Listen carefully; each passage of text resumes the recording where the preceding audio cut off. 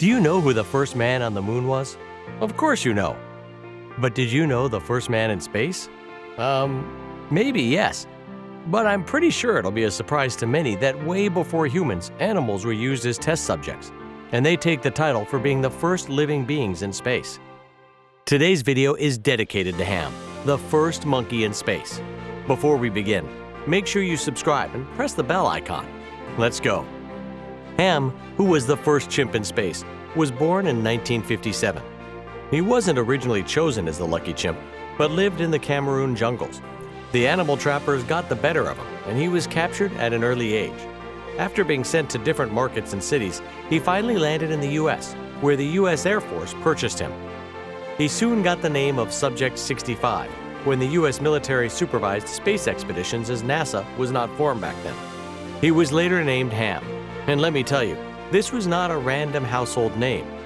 Ham was the short form for Holloman Aerospace Medical Center. The place he was named after was initially the place Ham and his fellow chimpanzees were brought to. The 40 rescued chimpanzees in total were trained in the facility to analyze their intelligence and test their performance as a subject to be sent to outer space. Ham was definitely the best chimp in the entire group. He seemed to be more intelligent than all the other chimps. He was comfortable being strapped into his container and handled his tasks better than the rest. Edward Dittmer, who was responsible for Ham's training, labeled Ham as wonderful. Ham learned how to push the right buttons and levers and obediently followed what Edward, his trainer, taught him in a very short amount of time. You can definitely say that Ham was the most intelligent chimp in class. Just like Edward says, he was more like a bit of a kid than a chimp. By 1959, this secret space project had whittled the group down to 2 chimpanzees who could potentially be the chosen one to get the title. It was evident from the start that Ham had to be the one, but like us students, he had to clear some tests and examinations to be eligible.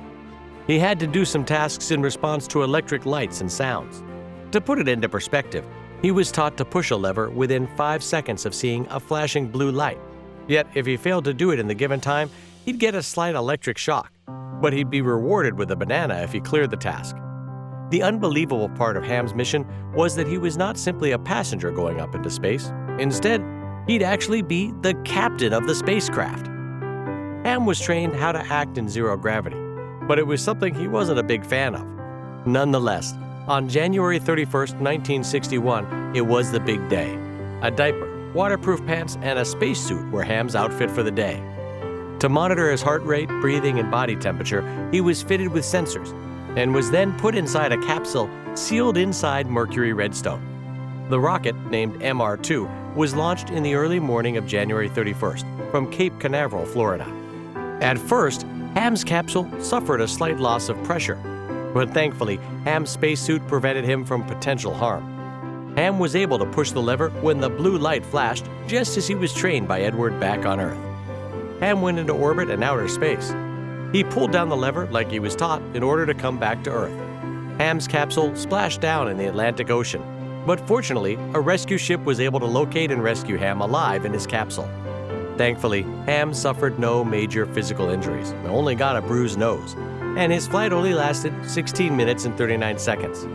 A video recording found during his quarter hour in space was an exciting sight to see.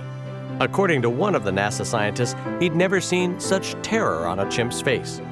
This indicates how Ham must have been absolutely terrified and confused when he was out there. But despite this, he still performed like he was trained and landed back on Earth. After he served his purpose on the project, he lived all alone for the rest of his 17 years. He led a lonely life at the National Zoo in Washington, D.C. And on January 19, 1983, Ham breathed his last breath. His dead body was handed over to the Armed Forces Institute of Pathology as it was decided to have him stuffed and displayed at the Smithsonian Museum. What are your views on the matter? Do you think the authorities were proper to treat him that way? We'd be excited to read your comments down in the comment section. Until then, make sure you like the video to help the channel and give us a sub. We'll catch you in our next video, so make sure you clicked on the bell icon to be notified.